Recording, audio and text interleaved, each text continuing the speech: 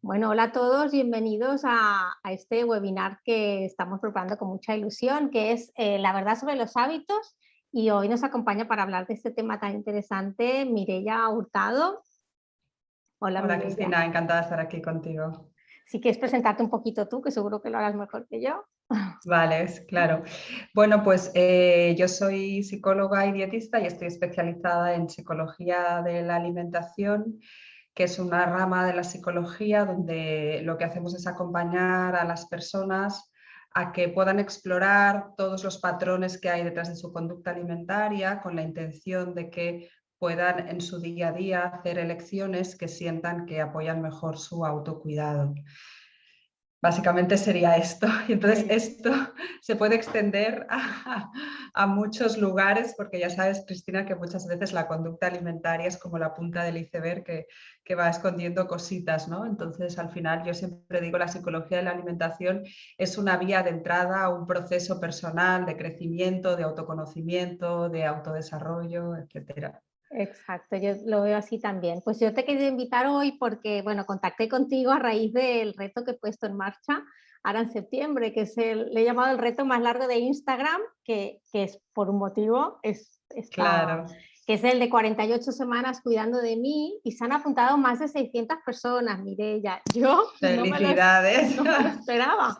Eso Qué significa, bien, y bueno, pasé un cuestionario y pregunté cómo que te has apuntado, y bueno, pues muchas personas pues decían, pues porque me cuesta cuidarme, el hecho de que sea claro. tan largo, que es diferente, es decir, que Mm. detrás de esta idea, ¿no? De 48 semanas es el querer transmitir que es un proceso, que es una transformación, que requiere un poco su tiempo, y por eso he pensado en ti, porque, bueno, tu manera de trabajar está muy en línea con la filosofía que hay detrás de este reto, y quería Mm. que nos aportaras tu visión también, pues para reforzar y ayudarnos a lo que va, a todo lo que está por venir, ¿no? Y Claro. bueno, y un poquito pues para hablar de los hábitos, ¿no? Que antes hablábamos, los hábitos es un tema que te gusta. ¿Qué nos dirías que son los hábitos desde la psicología? Bueno, que te diría que casi es todo, ¿no? Porque el hábito es la conducta y al final nuestro día a día es toda una serie de conductas, ¿no? Es un continuo de momento presente y un momento presente es una conducta. Entonces, pues para mí es la entrada, como te decía, ¿no? A el entender cómo funciona el cerebro, la mente en torno a los hábitos es clave para que las personas puedan hacer cambios sostenibles a largo plazo. Cosa que, Cristina, entiendo que tú estás haciendo este reto porque muchas veces las redes sociales, ¿no? Que van por todo lo contrario, ¿no? Que es esa rapidez, esa inmediatez va en contra, ¿no? Del funcionamiento de la mente y del cerebro. Claro, confunde un poco, ¿no? Cuando ves este tipo de mensajes, ¿no? En 7 días, y luego el mito de los 21 días, ¿no? De que el hábito, hay un poco ese Claro, mito de que había un sí, sí, estudio que en sí, 21 días, y luego se ha visto que sí, no son 21 días, ¿no? No sé si no sé sí, cuál sí, sería sí, ahora los días que dicen, ¿no? Hay varios estudios, ¿no? sí.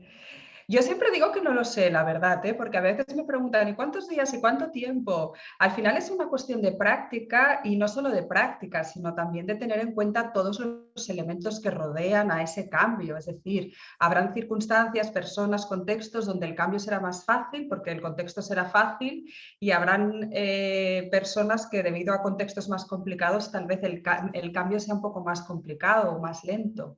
Sea como sea, sí que es importante, yo creo, Cristina, dejar claro que el cambio es posible. Exacto.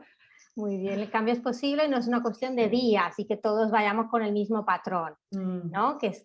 Por eso este reto, si es tan a largo plazo, pues precisamente es porque a lo mejor un hábito tú lo adquieres en un tiempo, y otro hábito mm. necesitas más y otro menos, depende de un poco tus circunstancias. Pero sí que es cierto que en un año, ¿no? Es como un tiempo en el que, bueno, van pasando distintos acontecimientos, y es el que te permite a lo mejor situarte en ir viendo qué es lo que va. Porque para ti, un poco en tu experiencia, ¿cuál crees que es como la clave, ¿no? Para que sustentar ese autocuidado? ¿Qué crees que sería la... Vale, mira, yo te diría, Cristina, que la clave es poder trabajar con lo que dificulta el cambio. Es decir, un hábito, una conducta, ¿no? Un hábito es una conducta, pero un no hábito también es una conducta. Es decir, un no hacer también es una conducta. Y la mayor parte de las personas tienen lucha con la dificultad de pasar del no hacer al hacer, ¿sí? Porque el no hacer está reforzado por múltiples cosas, ¿sí? Entonces, para mí la clave es entender qué está reforzando ese no hacer o que está reforzando ese hábito que no te ayuda a cuidarte, ¿sí? Podemos entender como una conducta como el no hacer, pero también como una conducta que tú sientes que te aleja de tu autocuidado, ¿no? Como por ejemplo es que como demasiadas chucherías, ¿sí? Eso es una conducta que está reforzada, ¿no? Por múltiples reforzadores que se tienen que explorar. Y a lo mejor otro hábito vinculado al no hacer es no me muevo, no soy capaz de salir a andar. ¿Qué hay ahí? Y qué hay ahí es importante comprender los reforzadores de ese no hacer, y ahí nos vamos a la historia también de la persona, ¿no? El comprender qué aprendizajes han habido ahí que están sosteniendo eso. Claro, está muy bien. A veces el cambio es de un hábito por otro, ¿no? O el hábito es hacer algo totalmente nuevo que nunca has Diferente, hecho. exacto, algo Vale. nuevo. Son como dos procesos diferentes, piensas tú, ¿no? Sí, pero al final todo es lo mismo, porque un no hacer también es una conducta. Vale, claro. Entonces, la forma de acercarnos desde mi forma de trabajar, sería la misma. Claro, y luego también tu forma, ¿no? Es que hablas mucho de la autocompasión, el autoamor, el cómo podemos Claro, basarnos en eso. Explícanos un poquito claro. qué es. A ver, fíjate que la autocompasión tiene sentido sobre todo dentro de este contexto, Cristina, que nos vende, ¿no? Exigencia, que nos vende ser resolutivas, conseguir las cosas rápidas, que nos vende el conseguir objetivos, ¿no? Entonces, quien más, quien menos, ¿no? Hemos crecido dentro de eso y desde ese lugar, ¿no? Hacemos las cosas como esperando un resultado rápido, y si no lo consigo, ahí ya aparece todo un discurso crítico de no soy capaz, esto no es para mí, de frustración, etcétera, que en altas probabilidades lleva a la persona a abandonar, ¿no? Es decir, hay algo que está dificultando altamente el cambio de hábitos, que es este acercamiento, ¿no? Desde este lugar de rapidez, de conseguir, de logro, etcétera. La autocompasión tiene que ver con el aprender a estar con nosotras, con nuestra experiencia, con nuestra conducta, desde un lugar de comprensión, de amabilidad, entender que esto no es fácil, que lo estamos intentando, es decir, desde la autocompasión no ponemos tanto el foco en el resultado, sino en la intención y la comprensión, ¿no? Es una mezcla entre comprensión, calidez, amabilidad. Es decir, Cristina, básicamente, ¿qué le dirías a una amiga cuando te ha dicho que quiere hacer algo y no le ha salido?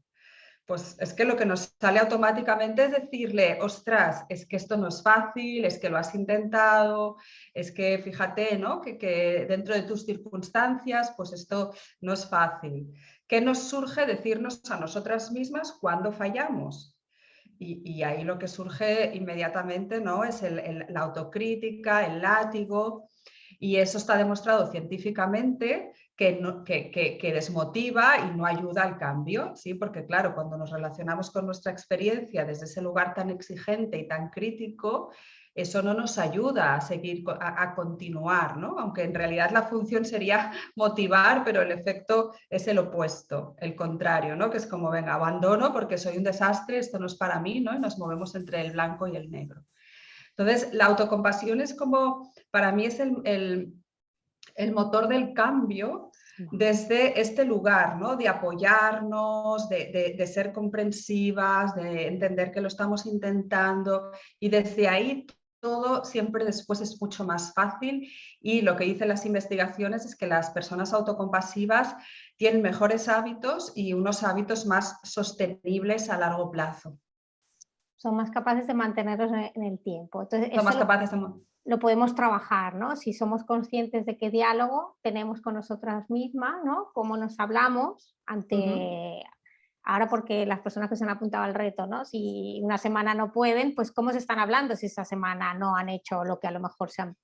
Porque no es un reto de solo hacer, es un reto también mucho de reflexión. El cómo se están hablando a sí misma, ¿no? Y yo también me haces pensar un poco en el círculo este que hay, ¿no? Que en septiembre da la sensación que todo el mundo se apunta al gimnasio, Mm, septiembre y enero son unas fechas antes del verano, y entonces es el círculo de esos propósitos que caen en saco que no continúa y la persona cada vez como que se va minando, ¿no? Es la sensación que en esta sociedad esto se potencia, ese círculo, ¿no? claro, sí, porque hay mucha industria detrás. Es decir, al final la industria, ¿qué es lo que valora? Justamente ayer escribía en un newsletter, dentro del newsletter sobre esto, ¿no? Sobre la cultura de la dieta y esta estacionalidad. ¿Cuál es la época del año donde es una industria? Es dinero. Entonces, ¿cuál es la época del año donde hay más posibilidades de hacer dinero? Entonces, ahí lo que hacen es jugar con la culpa y la vergüenza de la gente. Es decir, ¿no? Es como, ¿qué pasa en vacaciones? Que nos relajamos, nos dejamos, y entonces, como vimos en un contexto gordófobo, pues entonces, ¿qué nos dicen? ¿No? Pues eso está mal. Entonces, en septiembre la cultura de la dieta aprovecha esa motivación, ¿sí? Que en realidad es en psicología, Cristina, no me quiero poner muy técnica, ¿no? Pero lo que es un refuerzo negativo, es decir, para no sentir esa culpa, esa vergüenza, venga, me pongo las pilas, ¿sí? Y en enero pasa lo mismo, ¿no? Es como viene esa época, ¿no? Que nos relajamos, que disfrutamos, y desde esta cultura eso está mal, y entonces, ¿qué pasa? Pues que ahí nos tienen bien preparaditas para vendernos cualquier cosa, y esto está súper estudiado. Entonces, claro, es como, venga, ¿cómo vamos a dejar, ¿no? ¿Cómo vamos a perder esta oportunidad donde la gente se siente mal? Vamos a aprovecharnos de ello y vamos a hacer negocio, claro. Entonces te sientes atrapado y frustrado, ¿no? Es como un círculo que es, cada año se repite, ¿no? La sensación que da, Claro, ¿no? Claro, bueno, claro, claro. Exacto, sí. Primero porque no tiene en cuenta el cómo funciona la mente, con lo cual estos retos y esta operación septiembre-enero no funciona a largo plazo. Y luego, por otro lado, porque lo que dice la ciencia es que este tipo de refuerzo negativo tampoco funciona como algo que sea sostenible a largo plazo. Es decir, cuidarte para no sentir la culpa, la vergüenza, etcétera, no sostiene la conducta a largo plazo. exacto. O sea, es decir, no es un planteamiento de restricción, lo que no puedo hacer, de que me tengo que controlar, sino que es un planteamiento de autoamor, de autocuidado, de respeto hacia uno mismo, de conocernos a nosotros mismos y desde ese lugar empezar a hacer pues aquello que tú vayas viendo que necesitas, porque también hemos de priorizar, porque a veces también uno dice, me voy a hacer el propósito, entonces haces todos los propósitos generales, como sano, ejercicio, todo, medito, todo. Y eso es muy difícil, es una falacia, no puedes hacer todo de golpe y todo en general. Claro, Entonces es claro, un claro, pequeñito cambio, estira, ¿no? El reto lo hemos empezado con el diario, escribir lo que comes y cenas. claro, No hemos claro, empezado con acción, acción, acción. Luego hay que pasar a la acción, pero no todo es acción. También hay reflexión, pienso yo. Y en un proceso de claro. reflexión, creo que es que llegas a una acción más sólida. Si empezamos ya la acción rápida, yo por ejemplo veo, te apuntas al gimnasio, es una acción rápida y a lo mejor no la mantienes porque esa acción no parte bueno, pues de tu reflexión primero, de tu corazón, como digo yo. Yo siempre digo, los hábitos desde el corazón, que es un poco como yo también he conseguido cambiar mi alimentación totalmente, porque yo no era consciente. A raíz de una enfermedad crónica que es la celiaquía, pues bueno, he tenido que tomar conciencia de la alimentación, pero yo he vivido Mm, ese proceso y veo que es difícil, pero como tú bien has dicho, es posible si lo hacemos bien y nos enseñan también un poco los pasos. Porque el hecho claro. del apoyo social, ¿tú crees que también tiene su papel? El hecho de hacerlo pues, en grupos o sentirse Total, acompañado. claro, claro, claro, por supuesto. O sea, esto es algo, bueno, yo creo que la comunidad al final es un refuerzo positivo brutal, o sea, que eso es súper importante. Justamente hoy, Cristina, empiezo un grupo que esto no lo he anunciado en ningún sitio porque es para todas las mujeres que han trabajado conmigo a lo largo de todos estos años, y entonces siempre ofrezco grupos, ¿no? Para ir manteniendo todo lo aprendido. Y para, pues algunas han trabajado conmigo individualmente o han hecho algún grupo, pero una vez termina eso es importante, ¿no? Darle una continuidad así en comunidad, porque eso ayuda, ¿no? A seguir haciendo camino. Ah, qué interesante, ¿no? O sea, si la persona Sí, puede hacer o una sesión individual contigo o luego hacéis grupal, está muy bien, sí, ¿no? pero solo para mujeres que han trabajado conmigo. No lo abro a nadie más porque hablamos el mismo lenguaje. Claro. Y es importante, ¿no? Todo esto que estamos hablando, ellas ya lo saben, todo esto ya lo hemos visto, entonces hablamos el mismo lenguaje, han hecho prácticas conmigo de mindfulness, de compasión, es decir, no hay teoría porque ya la han aprendido y es como practicar, practicar, practicar. Y en tu experiencia, que al principio me hablabas de que la persona conecte con la dificultad, es decir, conectar con qué Sí, es lo que, ¿no? Yo tengo un deseo, ¿qué es lo que me impide? ¿Tu experiencia cuál crees que es la dificultad que más te has encontrado, que la persona cree que tiene, ¿no? ¿Cuál claro. sería? Yo ahí diría, Cristina, que una mala relación con el autocuidado la mayor parte de las veces tiene que ver con aprendizajes en casa, es decir, a lo mejor tú no has aprendido a cuidarte en casa, porque Ujú. en casa pues no ha habido no se ha vivido ese valor. Entonces es algo que no has visto hacer, o sea, al final aprendemos por lo que vemos hacer y no lo has visto hacer en casa. Eso por un lado, y por otro lado, una relación con el autocuidado desde la cultura de la dieta, desde la exigencia, desde la rigidez. Eso es uno de los principales, digamos, cosas que hacen que la acción de un autocuidado más, pues evidentemente, ¿no? Más compasivo, más flexible, no sea posible. ¿Por qué? Porque lo que yo he aprendido es que autocuidado es restricción, es sufrimiento, es quitarme alimentos, a nivel de movimiento, autocuidado es ir al gimnasio para quemar calorías, independientemente de si me gusta o no me gusta, de si lo disfruto. Entonces ahí ya se construye internamente, ¿no? Un nexo, una conexión entre cuidarme igual a sufrimiento. Entonces, ¿qué pasa? Que es que tenemos un cerebro que lo que hace es protegernos con todo el sentido del mundo, ¿no? Entonces, si para mi mente lo que he aprendido es cuidarme, es igual a control, fuerza de voluntad, restricción, sufrimiento, pues me va a invitar a que no vaya ahí nunca. Es lógico. Claro, porque también hay el discurso, ¿no? De quien te dice, es que para mí yo quiero disfrutar de la vida, entonces si a mí me hace feliz tomarme la Coca-Cola, me hace feliz, es decir, relacionan el sentirse feliz con un hábito no saludable, entonces no quieren dejar de hacer eso porque te dicen, pero es que eso es lo que me está dando a mí. Es como que tienen, Claro, ¿no? Una asociación, ¿no? claro, sí, sí. Claro, pero ahí es donde para mí entra la maravilla de nuestro trabajo, ¿no? O sea, es que yo estoy enamorada de este trabajo porque al final, a ver, yo por lo menos, yo personalmente he aprendido mucho de la filosofía y la psicología budista, ¿no? Que nos enseñan mucho, ¿no? ¿Cuál es ese camino de en medio?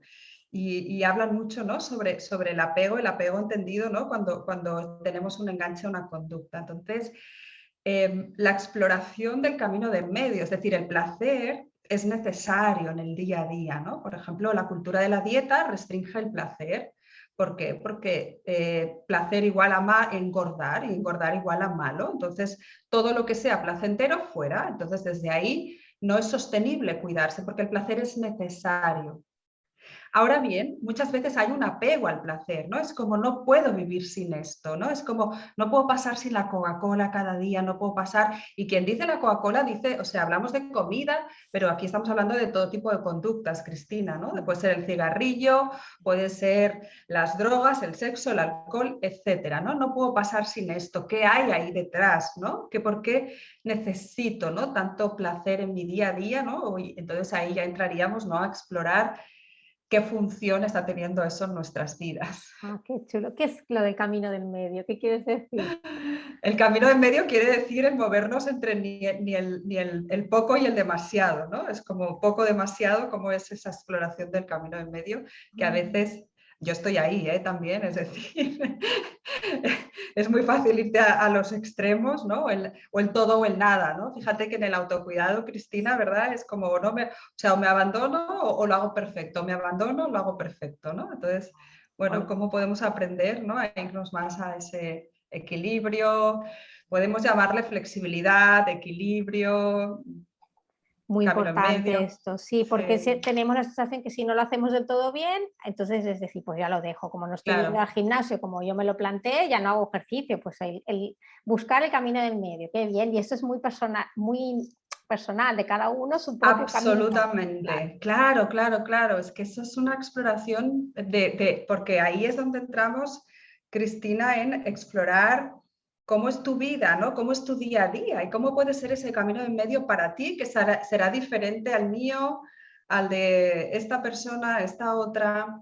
Yo ahora lo estoy buscando porque yo en el reto, un tema que tengo por mejor que quiero es el tema de meditar. Me está costando mucho coger el hábito y a mí me gustaría, ¿no? En tema de alimentación y ejercicio, pues creo que ya he entrado en ese equilibrio y creo que estoy bastante en el camino del Mm, medio, porque yo también soy como muy perfeccionista y es ese juego, ¿no? Entre no hay que ser perfeccionista, me gusta mucho lo del camino del medio. Pues en la meditación me pasa un poco esto, es o no, como no, no he meditado nada hace un montón de días, ya lo dejo del todo. Entonces ya no hago claro, nada. Bueno, pues a lo claro, mejor, pues si he meditado un día a la semana, pues está bien. Pero si lo dejo del todo, ya lo dejas del todo y ya te olvidas. Dices, ay, no lo he conseguido, ¿no? claro, Yo estoy claro, en el reto y le iba a decir, yo el reto también lo voy a hacer, pero en la parte de conexión conmigo, ese ratito de encontrar, de conexión. claro. Dile meditación o dile, pues bueno, cada uno busca la manera, pero el camino en medio sí, me ha gustado mucho, sí.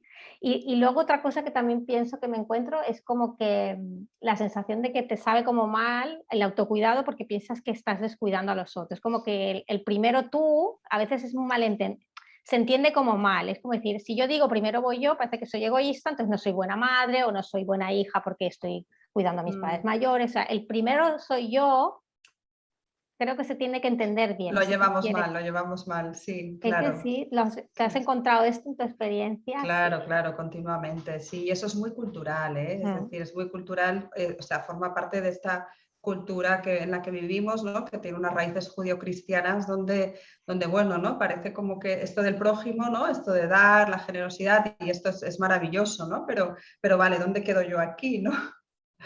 Que esto aquí justamente los budistas, vuelvo a los budistas. Ay, qué chulo, me encantan. Sí. Sí. Fíjate, ¿no? El concepto de compasión y autocompasión, que en psicología ahora es como el mega descubrimiento, ¿no? Hemos descubierto aquí, ellos lo llevan practicando pues siglos y siglos, y para ellos básicamente la compasión es la comprensión, la calidez, la amabilidad y el cómo poder conectarnos, ¿no? Por dónde va el camino del alivio al sufrimiento. Entonces, para ellos está la compasión y la autocompasión, ¿no? Y entonces siempre están al mismo lugar, es decir, porque si yo aprendo a ser compasiva con los otros, ¿dónde me quedo, no? Entonces, esto nos vamos aquí, ¿no? Entonces, el ejercicio sería este de, vale, para yo poder ayudar, si para mí es importante, si yo no me cuido, es que voy a dar desde un lugar de escasez, ¿no? Es la famosa metáfora, ¿no? Del oxígeno y del avión, ¿no? De las mascarillas. Primero tú y luego a tu acompañante, sí, pero siempre primero tú, porque si tú no, entonces tú te mueres. Tú te mueres y Con no lo, puedes ayudar. Eso está muy bien claro, ese ejemplo.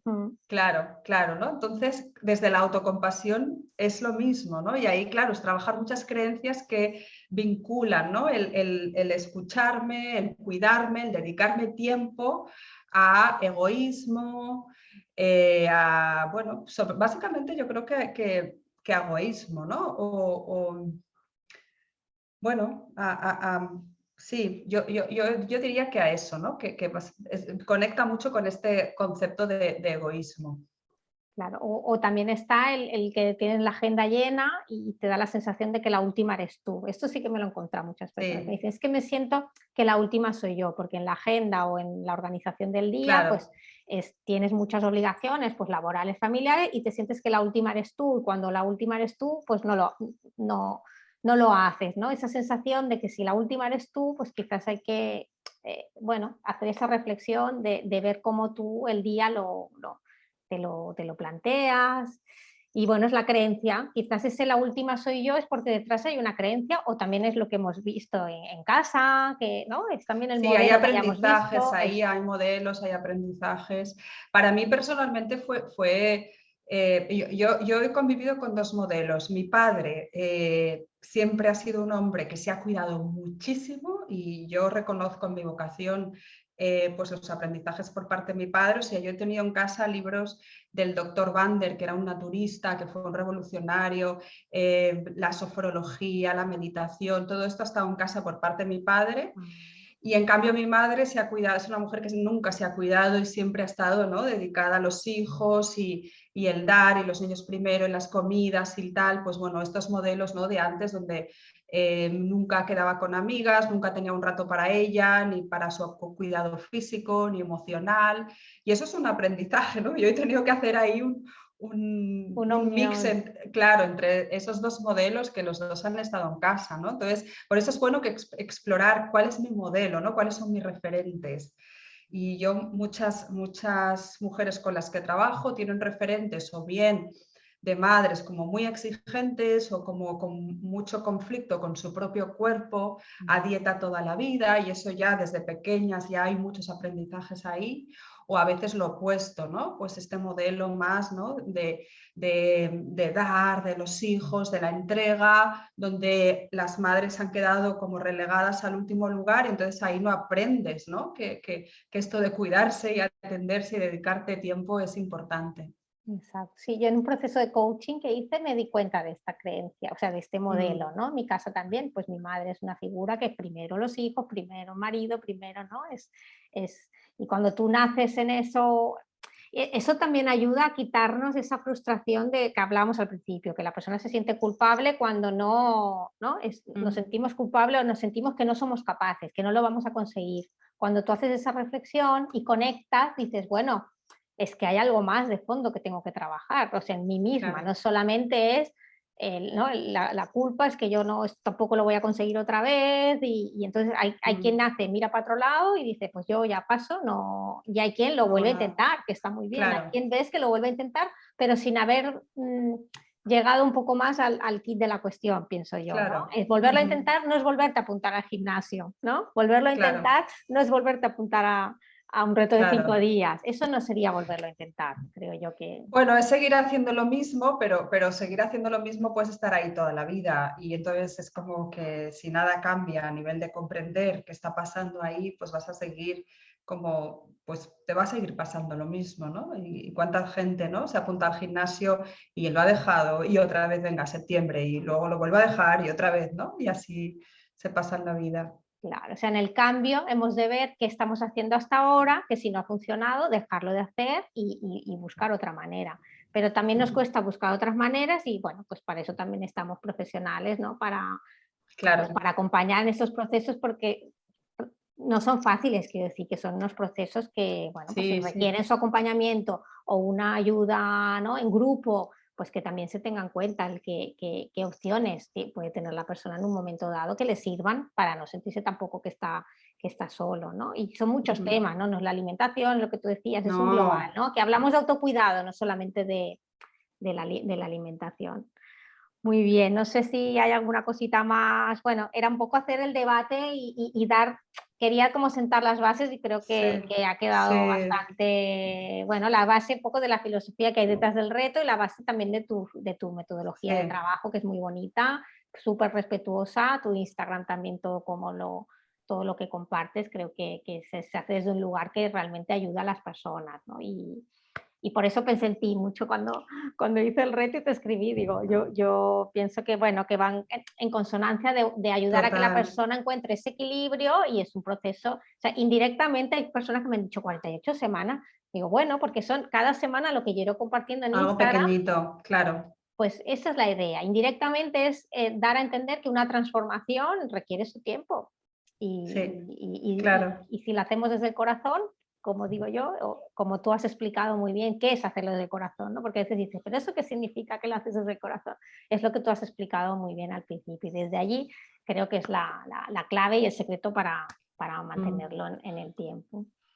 Bueno, Mireia, no sé si hay muy alguna cosa bien. más que creas que no hayamos comentado o... No, no, yo creo que más o menos ha salido todo y esperemos inspirar a muchas mujeres y hombres y por lo menos ayudarles a ver las cosas desde otra perspectiva, ¿no? Porque yo siempre digo, si no entendemos cómo funciona la mente y el cerebro, vivimos continuamente, ¿no?, dándonos como de cabezazos, ¿no?, contra una pared y culpabilizándonos, ¿no? Culpabilizándonos, ¿no? Hay algo que está mal en mí porque no soy capaz y estoy fallando y siempre fallo. Y es este sistema, ¿no?, que es muy culpabilizador y vergonzante, pero en realidad es un sistema que nos lleva al fracaso porque no tiene en cuenta todo esto, ¿no? Por eso es tan importante, pues yo creo, ¿no? Como abrir un poco perspectiva y foco y poder mirar las cosas, ¿no? Desde más amplitud, entender que hay aprendizajes ahí, ¿no? Desde la infancia y que evidentemente eso no lo vamos a cambiar de un día para otro, pero que se puede cambiar. Qué bien, exacto, no es no, no pensar, hay algo que no funciona en mí, no es ese el Exacto. pensamiento, sino que cuando no sabemos o no nos han enseñado cómo funciona el cerebro, es que a veces es el cerebro, cómo funciona nuestro cerebro, Exactamente. cuando aprendemos es cuando podemos ir solventando. Hacerlo diferente. Exacto. Exacto. No es que uno no pueda, no sepa, no sea capaz, no, sino que a veces no sabemos porque no nos han enseñado a hacerlo. Entonces, esa es la Claro. idea, que aprendí, si te enseñan a hacerlo, pues se puede conseguir, exactamente, con su tiempo, con el tiempo que eso requiere. Claro. Muy bien. Pues bueno, Mireia, yo Bueno, agradecerte por este ratito, esta charla y ayudar a, bueno, a poner una semillita más en esta manera de abordar el autocuidado en las personas, los hábitos, que se habla mucho de hábitos, pero hábitos desde esta perspectiva, hábitos desde el autocuidado, compasión, autocompasión, todo esto que tú nos has exacto. explicado también. Pues bueno, pues Muy bien. muchísimas gracias Gracias, Cristina. y Un bueno, abrazo fuerte. y gracias a los que nos estáis escuchando. Exacto. Un abrazo para todas y todos. Adiós. Adiós.